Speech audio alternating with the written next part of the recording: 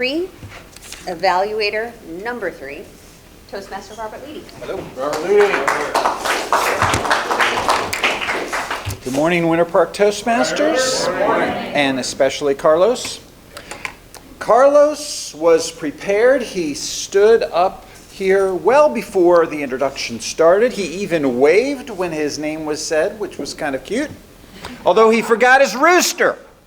But he smoothly went over there and made a little comment when he got up here. I almost forgot my rooster. Covered well. Great projection. Carlos has a wonderful tone.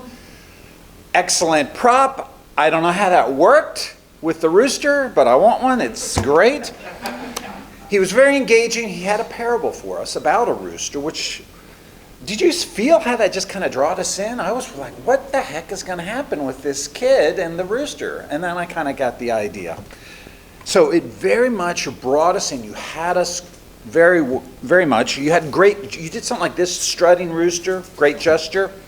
You had us going. Then you started talking about innuendo. I thought it might have been helpful to define some things. What is innuendo? Sometimes we think we might know what it means, but it might have been helpful to define some of your terms.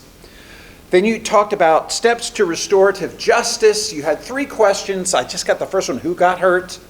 And there were 2 other questions, which I thought, oh, this is great. But you didn't follow up on that. I wish you had, because that felt to me like that could be the meat of your speech. And I thought, well, what were those other 2 questions? How do you do that? So maybe that's good for another speech. I thought that could have been this speech. And then, unfortunately, in my opinion, speech got a little vague. It wasn't specific enough to be challenging. I think if you had more specific examples, I think all of us are like, yeah, we got to forgive people. Yeah. It's a little too vague.